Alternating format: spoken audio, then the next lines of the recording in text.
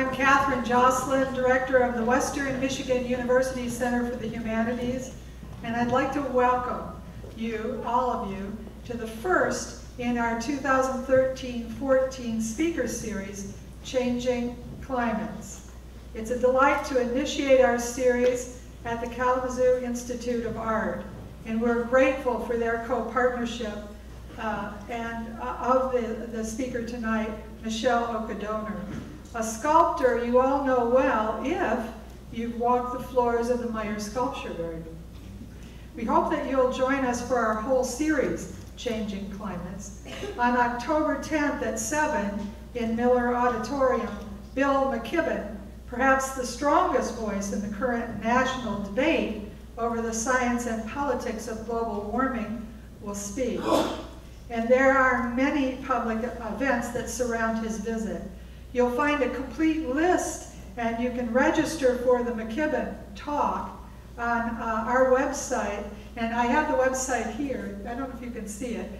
It's westmich.edu/humanities. And you also can find the events on MLive. We're today, those events are in the Gazette, and you'll find them right next to the obituaries. Oh. Someone said that was a good product placement. Okay. Anyways, also, I think people in this room will want to see there's a student art exhibit that goes along with Changing Climates called Spare Change, the Art of Climate. And it's on display in Corman Hall for those of you who have the time to go there. On November 21st, New York Times science reporter Kenneth Chang will come to talk about how to construct stories out of scientific discoveries and controversies. And later, on February 20th, the founder of We Act for Environmental Justice in Harlem, Peggy Shepard, will speak. And on March 13th, Sandra Steingraber, the author, probably best known for her book, Living Downstream, will speak at Kalamazoo College. And later on May 15th, Osama Madni, a Fulbright scholar, will talk about the situation, whatever it may be by then, in Egypt. During our series, we hope to bring humanists together with scientists and, well, as with our speaker today, with artists, to talk across common boundaries about crucial questions of our day. Our goal, most especially, is to bring the community together with the university. In accomplishing that goal today, I'd like to ask you to help us thank our co-sponsors: the Kalamazoo Institute of Art, the Office of the Provost at Western, the Colleges of Fine Arts and Arts and Sciences, the Gwen Frostick School of Art, the Lee Honors College, the Richmond Center for Visual Art, the Office for Sustainability at WMU. Would you help me to thank you?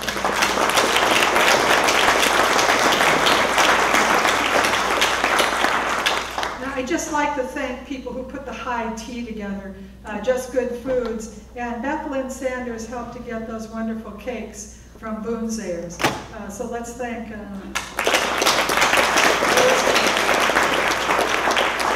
To introduce our speaker, let me introduce Mary Louise Totten. Mary Louise is a founding board member of the University Center for the Humanities and a professor of art history in the Gwen Frostick School of Art. She's an expert on Asian Pacific art, specifically the art of Indonesia, where she has worked as a Fulbright scholar. I don't know if any other colleague more dedicated to the knowledge of and appreciation for the visual arts. Please help me thank Mary Louise Totten for bringing us together today. Thank you for coming out. I think it's important when we broach certain subjects like changing climates that we think first of the visual world and the power embedded in images. And for that sort of bridging the world to our thinking about this important topic of the environment and changing climates, I could think of no better artist to bring here today to speak to us and share with us her talents, but Michele Oka donor. She did her graduate work at the University of Michigan, so she's no stranger to this state. It's wonderful to have been able to spend some time with her. She thinks large, but she sees the most in the tiniest details. We were doing a short tour of the campus yesterday, and I wanted to show off the art facilities, and I took her by the pottery studio and the outdoor kiln area, and she saw this ginormous trunk of a tree, and she said, "Oh, I think I will get out." So we looked at the trees and we saw the stones, and I'm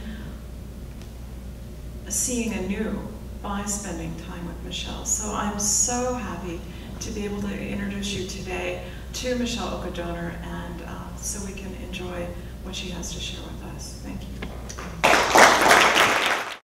And thank you for the wonderful introductions. It's wonderful to be back in Kalamazoo. I was here once and impressed, and been very impressed the last 24 hours with your breweries, your paper making. See, you're still in the Neolithic. You're pounding and squeezing, and I'm finding it very cozy here. What's so interesting, though, is the comment about there's humanities and scientists and artists, because I really thought I was a scientist, and I'm a humanist and an artist. I'm claiming all fields for starters. And when I was in junior high school, in 1957, I don't know, some of you look like you'll remember that year also, the Sputnik went up, and the United States decided they had to embellish and inflate their science programs. So we had to choose a year-long project. The next year, 1958, was a year designated IGY, International Geophysical Year. And I followed the International Geophysical Year. That was my project. And I made a booklet with a rocket ship on the cover. And I was watching the sunspots and cutting things out of newspapers and magazines and writing and drawing what the different kinds of sunspots were and what they were called. And actually my sister found this booklet in her garage about 20 years ago. You can imagine how I shrieked, because I realized that I'd never left, IGY.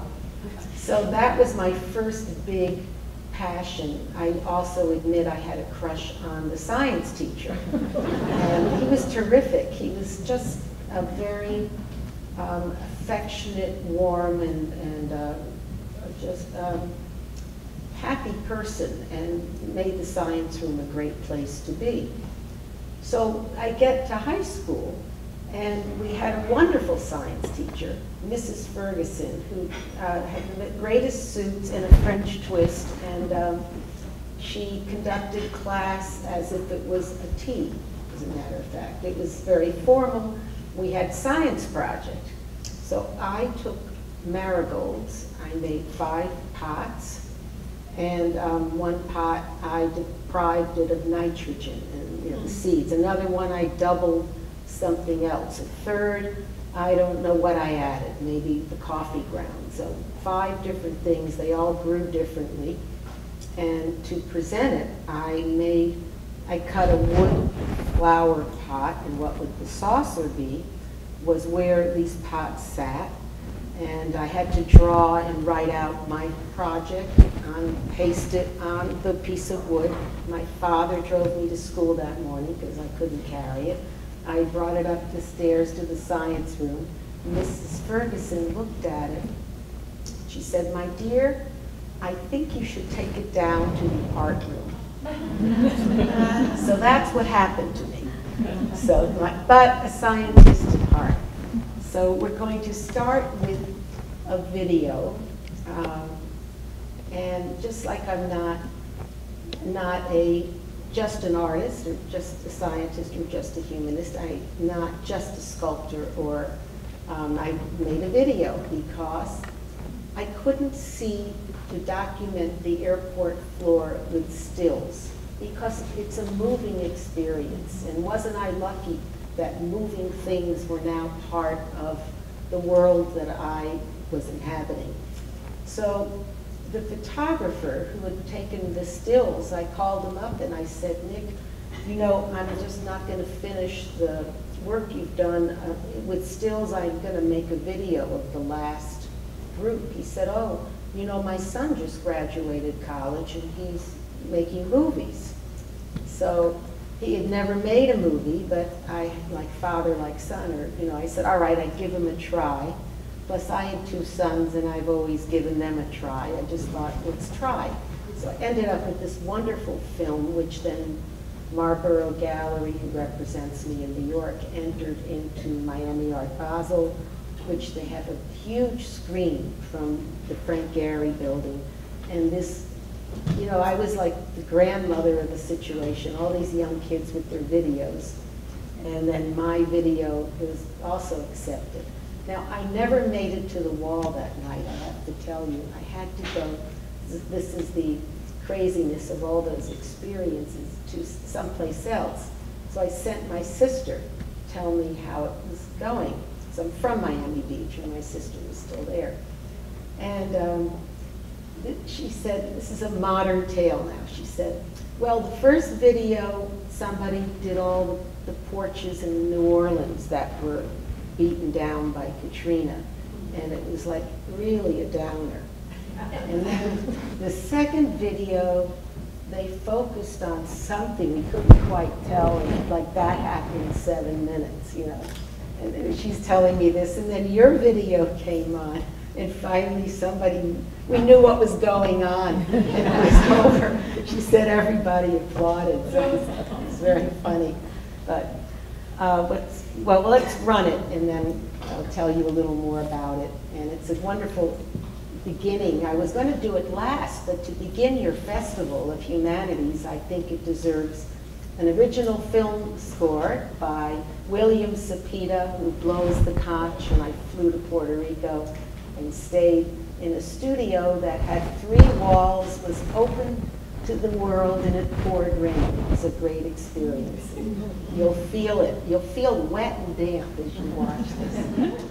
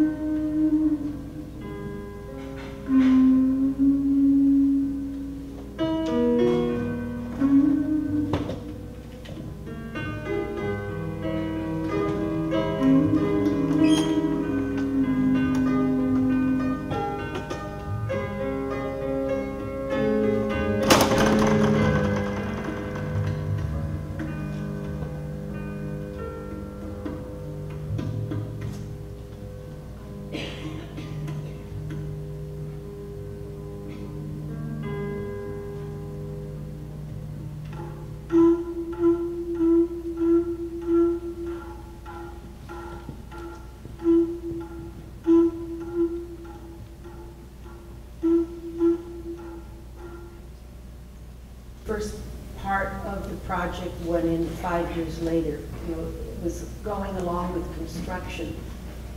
And it's called A Walk on the Beach. Part of it in the white was called Tropical Garden.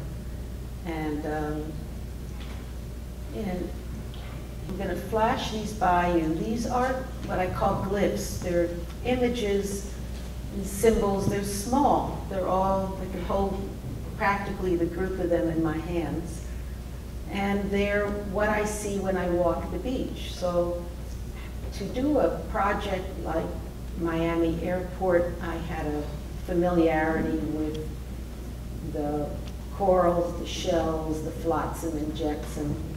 And this will be a video. It's in its nascent stages, and I have a composer lined up to do a score. You see, it takes quite a bit of integration, but in the meantime, I paired them and looked at them. There's Moog Scream, I always call that, Rosetta Stone, to tell me what's going on. There's so many ideas in these pieces. So I would take these back to New York and draw or keep them around.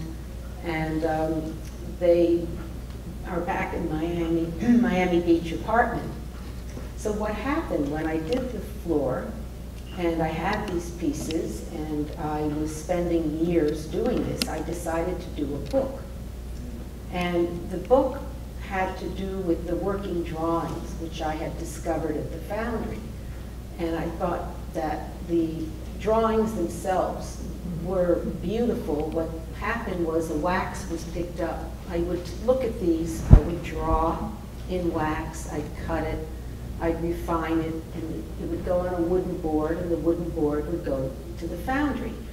They would get it, and they would spray them with this dicam spray, which is now illegal, it's toxic, you can't use it anymore for blueprints. But it was gorgeous, it kind of leached through the craft paper. And I saw them on the floor and decided they were really beautiful, I'd do a book. Then I decided if I'm going to do a book, I may as well identify what they are. Well, if I was going to identify what they are, I may as well do it right. So I took the book in its almost final stage to the Rosenstiel School at the University of Miami, which is the School of Marine Biology. And I had had some contact with them because that looks like a heart, by the way, and a paw, and the web of life. I had nicknames. Look, it's not a seahorse, but I pretended. Those are just glass. That is the head of a fish, but she looks like a goddess. Those are all goddesses. It's faces. Look at all the faces, the bodies, the hearts, the wings, the torso. They were playing with making it into a video. I have young interns who love all these things, and I just say, here, it's got to be a video, let's try this, and let's try music, and that's how this one's being born. And the ones that are two, like this, I call those mitosis. It's very exciting to the animals, little goddesses, there's a heart, looks like an Arabic, the geometry of that and the fan. This morning when I taught, and I taught this twice today, I explained there are 5 magical patterns in nature, and random dot, geometric, spiral, wave, and branching. And they're, well, it's geometric, random dot, spiral, wave, and branching 5. And you see it very, very clearly. So the science part and my love of the microscope and micro, macro is just with me all the time.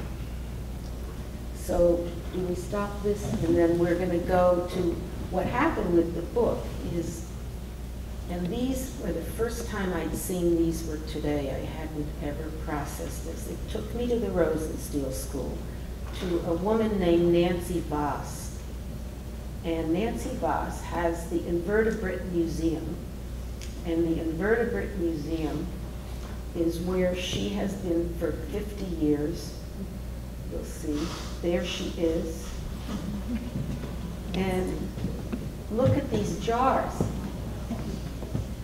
And so when I received the invitation to come here and global warming, what Nancy Voss said to me, I was going, oh. At first I had her vet the book. And she said things to me like, it's not algae, dear, it's singular, it's an alga. So that was the kind of correction.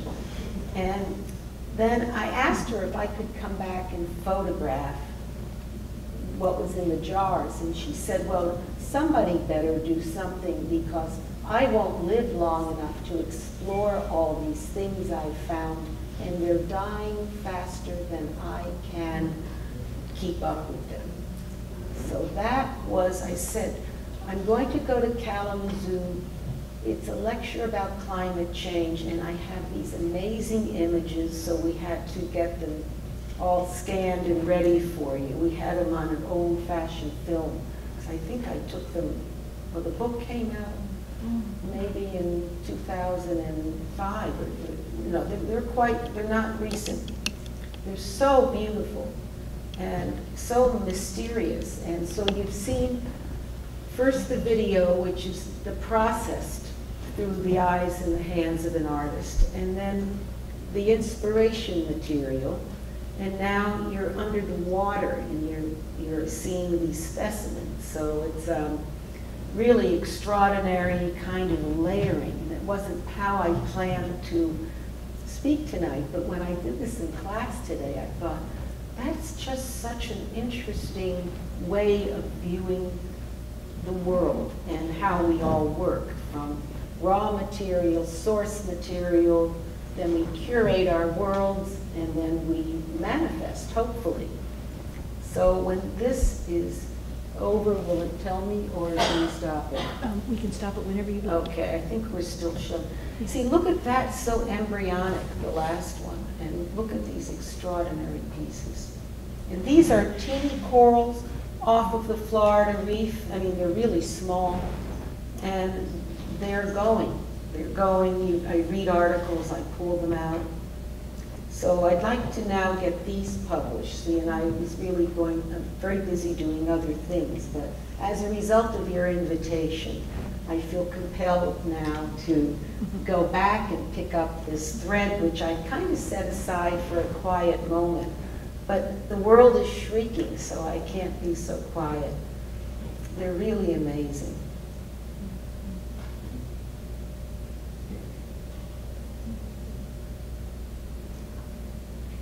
I got lost in these jars. We spent 1 week. Got up every morning and went to the Rosenstiel School.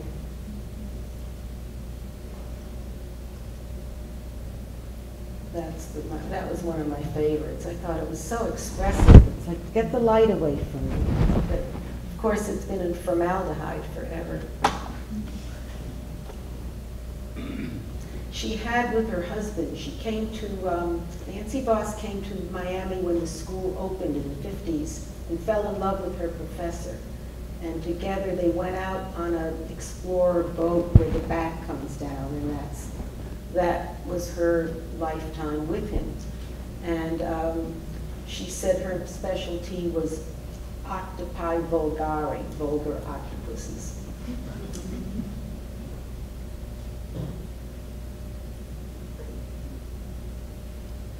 Okay, so now we can begin.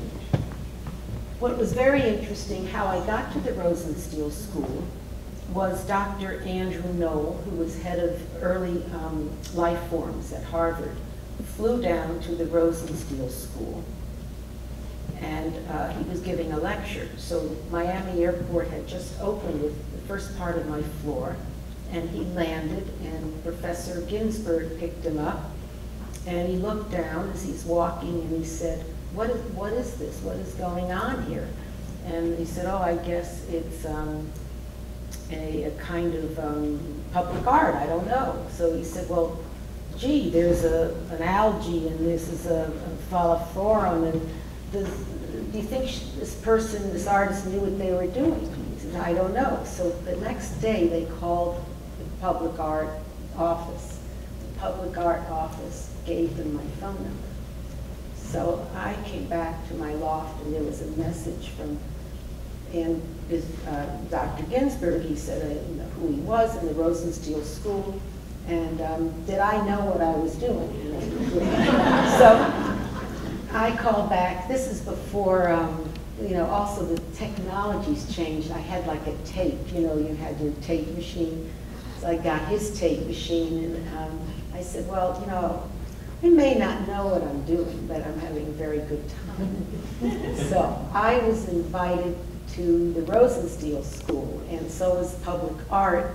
And when Dr. Knoll gave a lecture on early life forms, and he used my slides, and that was really very, very exciting, and quite an integration. So I'm going to do it as I go. Thanks. I got it.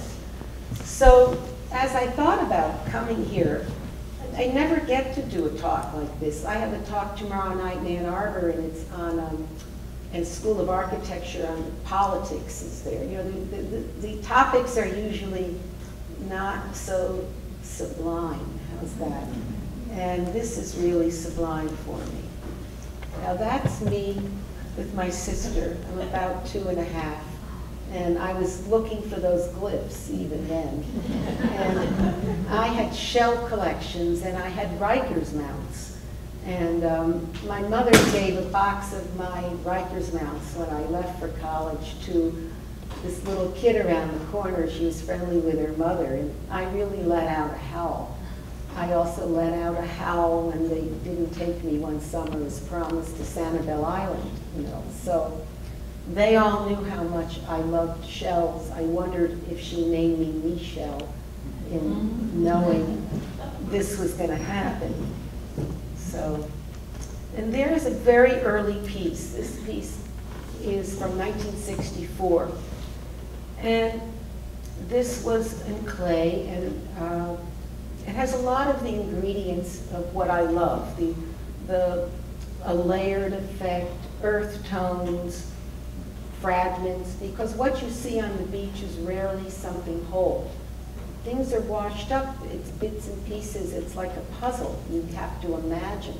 You're young and you see something shiny. You can't imagine it came from the inside of a big gastropod. This was the other piece. I still have these pieces. They're the earliest pieces I own of my work. And the first one I called Fossil Bowl, and the second one I called this Volcanic Bowl because I could see the breaking. I wasn't sure, I was 18 years old, whether something broken should be cherished as much as I was liking this piece. But that was okay. I jumped that hurdle and decided that it was going to be all right. And this is a pit I dug. Again, I'm now in Michigan, which I then discovered is on a Devonian sea, or on an ancient sea, 350 million years old. But I was working in clay and enjoying another aspect of fragments. That's a tortoise skull I found in the Yucatan and then made large as if it was an ancient creature. I made both of those in clay, but I did it from a tortoise. And then this is, again, early writing.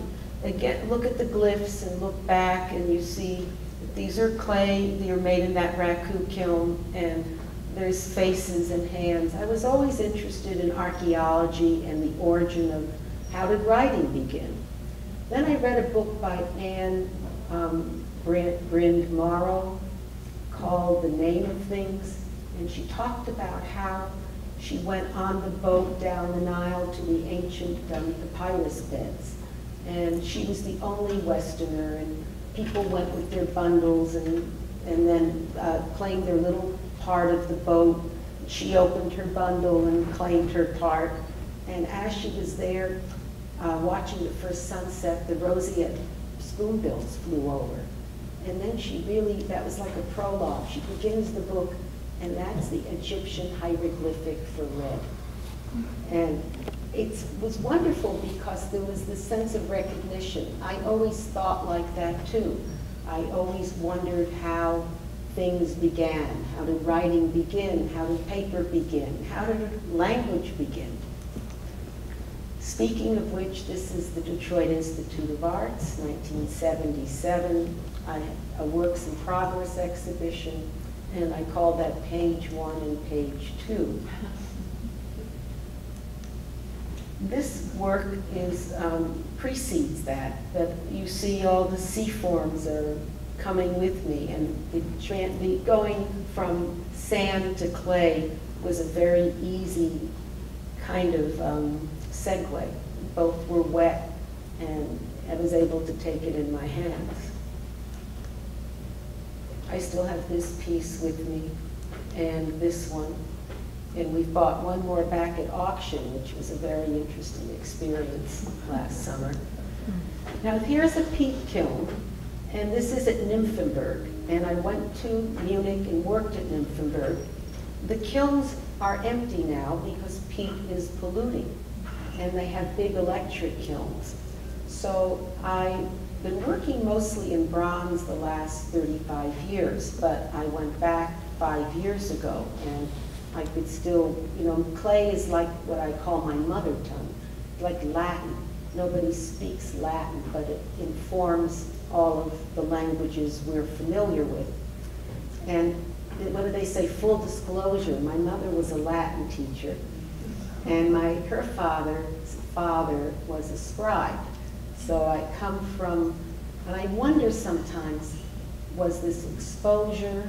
Was this the fact that she loved Japanese calligraphy? She loved Turkish, you know, went to Istanbul and got Arabic calligraphy. Was this, what was this? Did this come down? Am I wired for it? Is there cellular memory? You know, when I was in Ann Arbor, they had that Worm Runner's Digest by this man named, I think his name was McDonald, professor. And what he did is he had planaria worms. And he trained some of them, and he cut them up, and he fed them to untrained worms. And then he had the worms run. And the worms that had eaten the trained worms could run faster than the control group of worms. So that stayed with me too, the idea of cellular memory. So this is the inside of that peat kiln. And those are soul catchers. They're ceramics. I was an artist in residence. And it's a little bit of a better shot. Those two seats are really where the gas came out, that I thought it made the place look very sacred and kind of like some ritual was going to happen. And actually, the other reason I was there, one of the reasons was that the person who was the CEO saw work of mine and came to visit me in New York in the loft.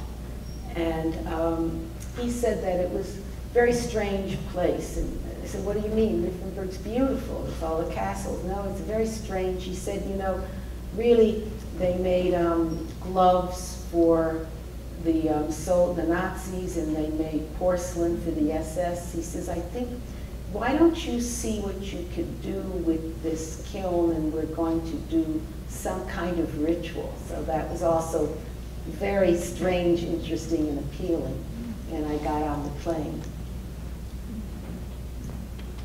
To me, there's spirits. There's bird spirits and all kinds of animal spirits. Kind of like those pieces, the glyphs. Everything goes back to the glyphs. And this is the other kiln. There were two. And that one I've titled, those are life-size figures in Bavarian clay. And they never use their own clay. They always use porcelain. And I convinced them to let me do that. And they put me in my own room so I wouldn't contaminate them. And this is called the distraught goddess and her prophecy, because that one way over on the, I guess it's on your right, she just seemed to be very agitated when I set her down. What I did with these clay pieces is I went outside in their gardens, and there were vines and roots, and I pressed them into the soft clay. I've always thought we're all out of the ocean. You look at our veins and it looks like a leaf. So I've always wanted to connect myself to the natural world. And I've used the art to express it. This is a close-up of a bronze. It's, this figure is made with both made-up things and some sponges that were burned out. Not every foundry welcomes me with my smelly menagerie of items, but you know, they get used to me. And this is all wax. There's nothing artificial, but it's so coral-like that people ask me where did I find such a big chunk of coral. And the stance is very interesting. It's like Michelangelo's slave. Once in a while I throw a bouquet to art history just to amuse my studio manager, who's very formal.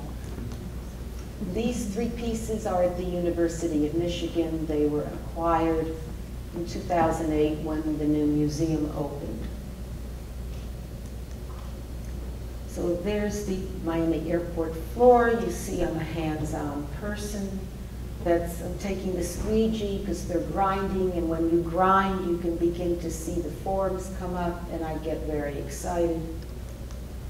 And this is the early first concourse, and this is where the Dr. Andrew Knoll landed, and I actually told him that it was a philosophic essay. That's what I told him it was. And then I had another call from a priest at Barry College, and he said he didn't understand this at all because he thought it was very spiritual. Was I raised a Catholic? So I said, no, but I'll talk to you anyway, you know, at the time. So this is before the TSA and security, so we met in this room, and he interviewed me for a magazine called Chicago Manual, I think it's called. I have it, but it was really a wonderful conversation.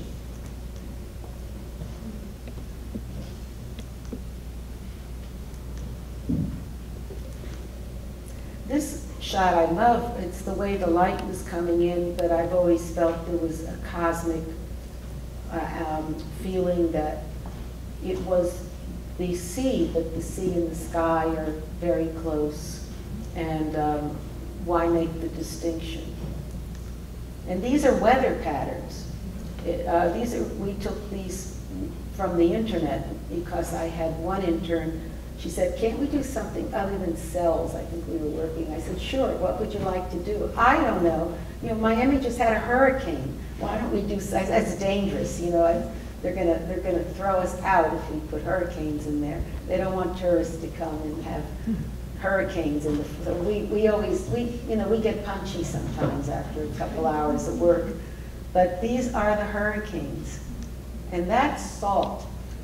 That's from, speaking about, you know, science, chemistry, biology, botany, geology, you've got all of it here.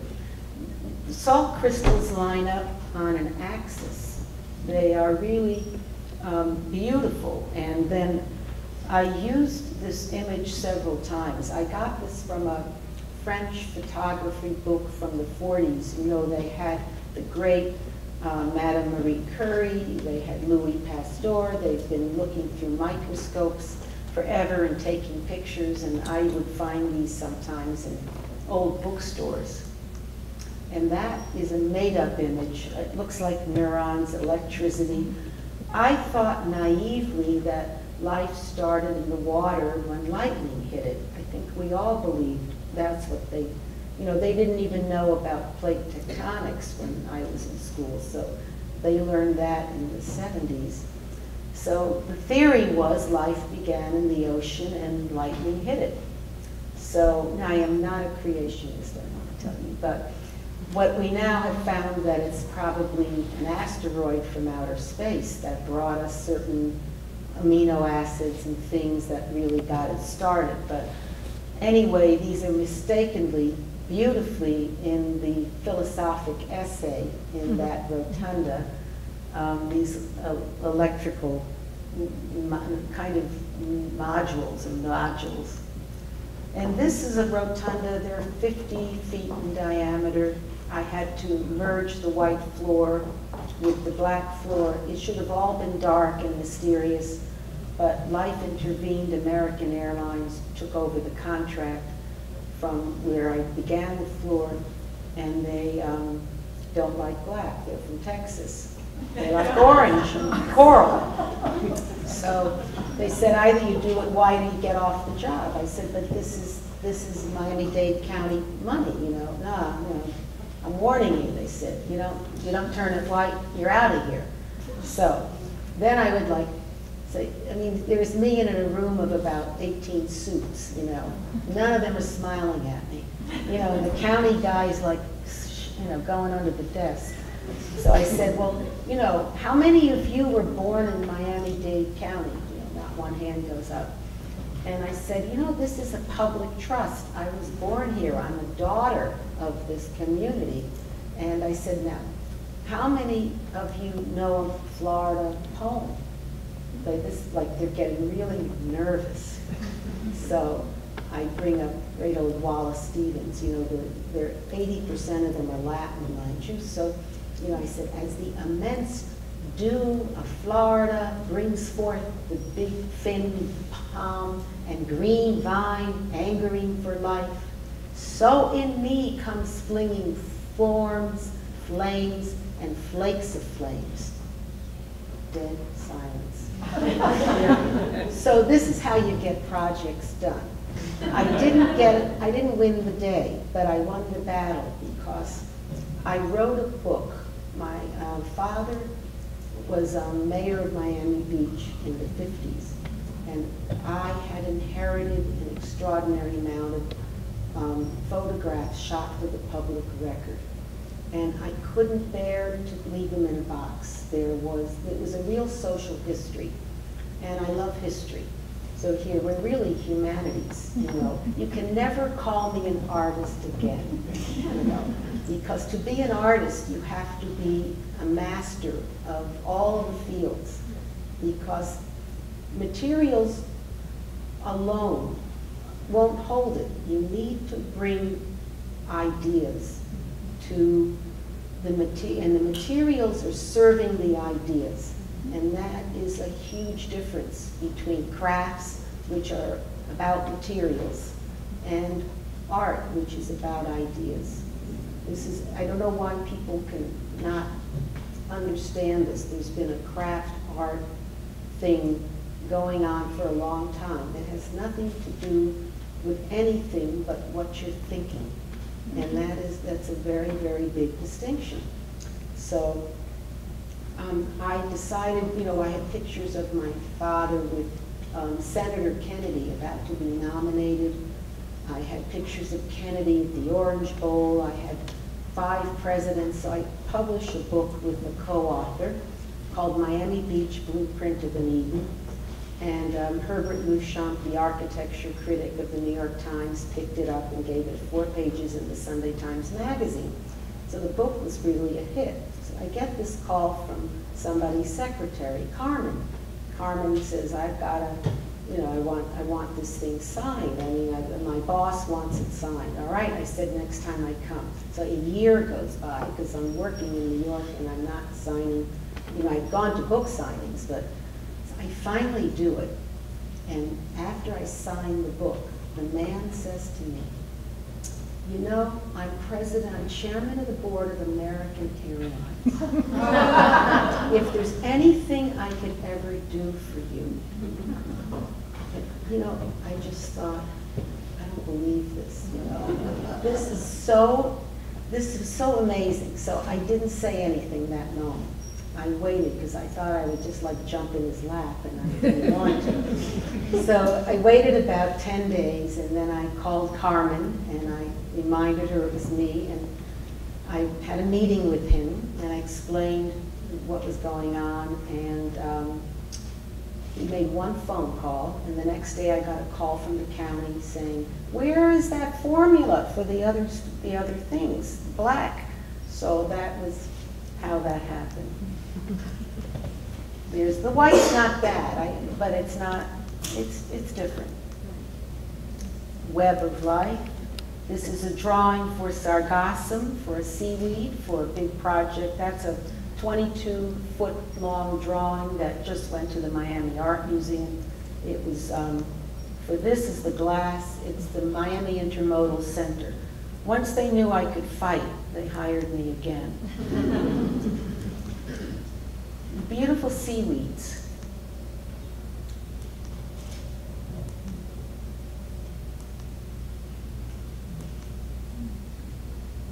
there's just opened. And this is a drawing of, for a Scrim in Doha architectural piece. We go back for a moment. And what it is, it's what mother of pearl looks like under a microscope. How does it become pearl? Well, the mollusk excretes little layers where those lines are, and it traps light, and that's how it happens. There's so much magic in figuring out how to solve these problems. This is Ann Arbor. This is Devonian fossils at the Mott's Children's Hospital. That went in, I guess, 2 years ago. Now the ocean is Fabricator. Now, hold on to your seats for this one. You won't believe what I did. Crazy. Somebody told me you could grow coral on an armature the same way your body grows bone, because your blood is an internalized ocean. Did you get that? Mm-hmm. It's saline solution. So they said copper is a conductor of electricity. You use electricity, you have an anode and a cathode. And now watch what happens. Oh my God is right. There's a figure, look at the fish underwater that's coming out. The one on the right is the only thing I own, a little accreted figure. It's next to the one on the left, which is mica, which is a conductor of electricity, so I was making a little bit of a statement. There was the PCV, you can see the pipe and how I made it happen. These are the underwater, no, construction underwater, because there's the fish, and then the finished project. Those are in Santa Monica, California. So there's the ocean is Fabricator. So I gave you the ocean is inspiration, the ocean is Fabricator. And into the garden, that's my tree. It's by my house where I grew up. And it's now much bigger than that. That photograph was taken 23 years ago. And from the roots, that's an 8-foot print. I just use them as lines and ink them up. And I know somebody's here from Book Arts, that's handmade paper at the Wildwood Press.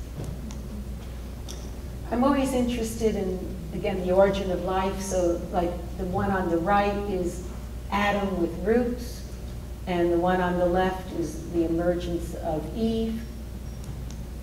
And here's Palm, the good old Palm. Wallace Stevens isn't the only one who loves it. He also has, what is it, Nomad Exquisite. That was, no, the Palm at the End of the Mind. That's the greatest poem. And for me, it's the palm in the hand of the mind here. And that vase was made that way, you know, adding wax, 2 of them. Those are samples I made, prototypes for Christoffel, and they produced the vase about 10 years ago.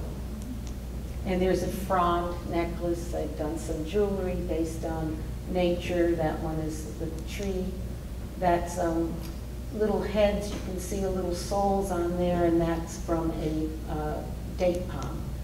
Burning bushes.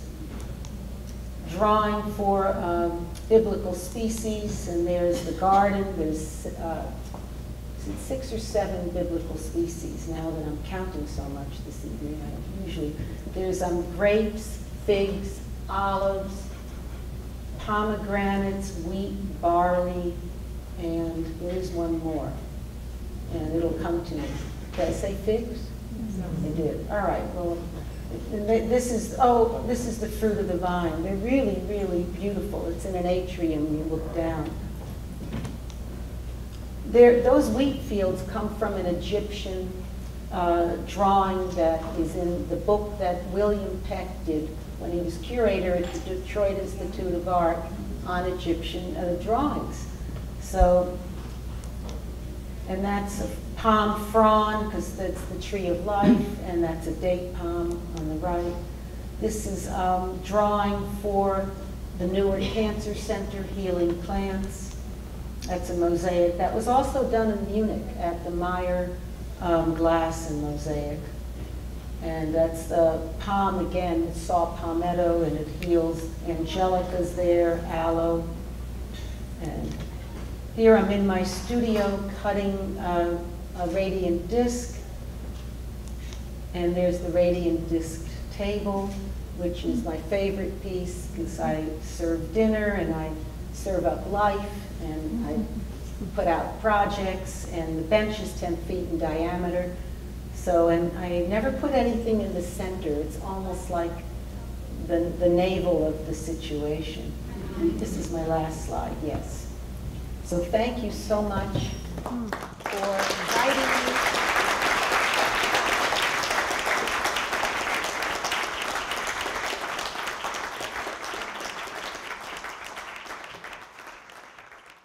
You're clearly very connected to nature, but that is atypical. How do you advise all of us people who are disconnected from nature to reconnect and heal in the same way that clearly you have managed to do to a certain extent? Well, I had the fortune of being born before television was. And my younger sister, where the television came, stays indoors more. So you use the magic word, disconnect. Disconnect. Or as E.M. Forster said, I love this, only connect. That's the end of, was it Howard's End or Passage to India? What I connect to is something living. The green vine anchoring for life, every time I stop at a red light, instead of like, oh, it's a red light, I look to my right or left, there's always something growing. There's always something to make me feel alive. And I get fed from that. I use the internet as a convenience. I'm not a technophobe. I'm not even a Luddite. You know, I can do all kinds of things. But I see it as not an end in itself, the means to the end. And what's the end? Is life itself. So, you know, just I would have said turn off the television, but it's more profound than that today, I think. But maybe it's just simple. Pick up something here's a good recipe. Pick up something every day. A rock, a leaf, twig. Notice something every day and live with it. Put it in your pocket, put it on your desk, put it by your bed. You know, I've been here like 30 hours. I've smelled about 8 flowers. I've stopped. The roses are still there. I've been curious as whether they're hybrid or not. We smelled a yellow rose today. We smelled a rose yesterday. Just walked right out of my way to do it. And, you know, I didn't love poetry until I was about 40. And I was in the subway. And they had this poetry in motion, and there was an Emily Dickinson poem called Hope. And I had nothing to do to 59th Street. So I stood there. When I got out, I missed it, so I had to go home and find it. And it went like this. Hope is a thing with feathers that perches on the soul. It sings a tune without a word and never stops at all. So I give you hope. Well, I think my connectedness to nature always made me very conservative in a way. I had a friend from Germany who lived in Soho. I met her when I moved, and we became good friends. And I actually traveled with her, and we stayed in the apartment in Miami. And she said, why are you so frugal? You didn't live through the war, the aftermath. But I'm frugal because I respected nature, and I didn't want to let water run when I wasn't using it. It was just an instinct in a way. But I think when you are connected, when you feel, when you are able to love, you know, give love, receive love, it's that in a strange way.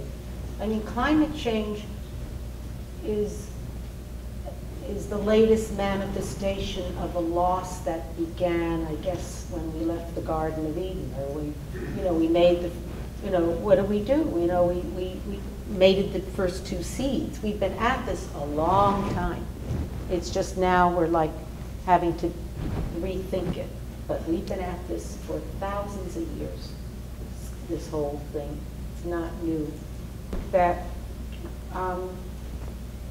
art is it's a privilege to be an artist, first of all.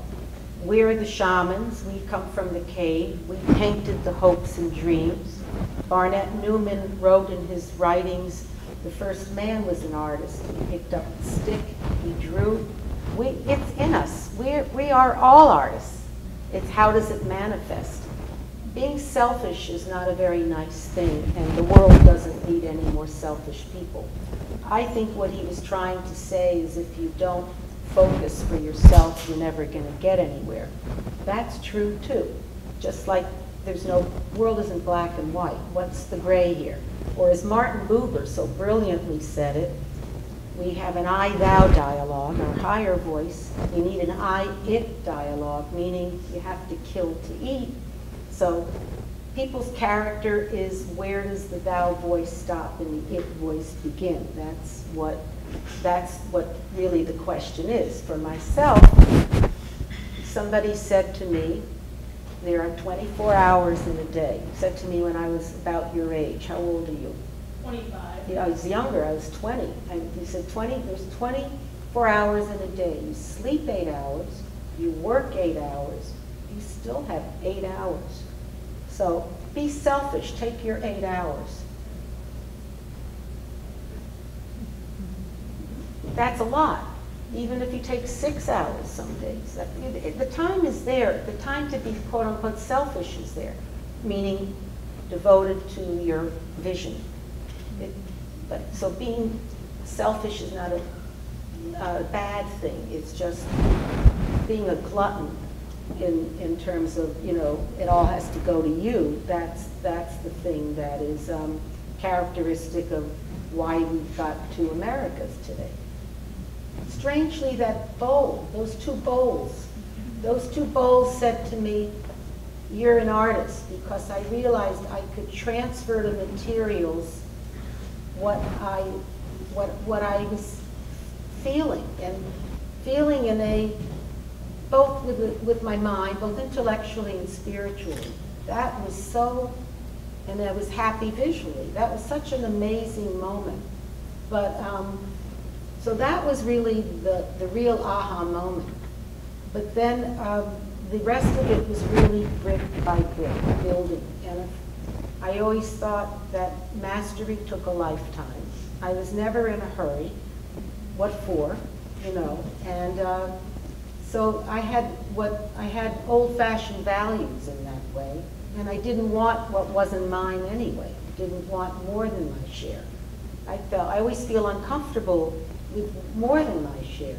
And I've had, I've always understood, because, look, we got National Geographics. You could see people in the 50s, you could look through it and see children with bellies out. I've seen even in person, I walked Mali, I walked the Doga, across the escarpment.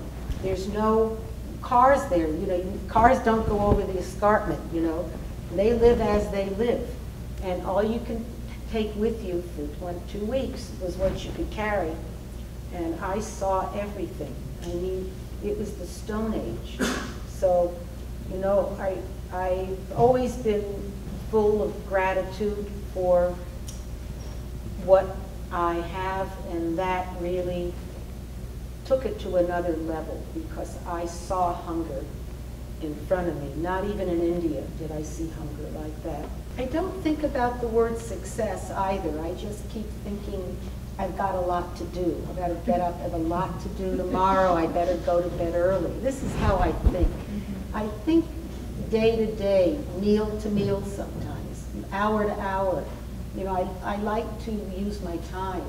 I never think about success, and I never thought about failure. I just thought about living.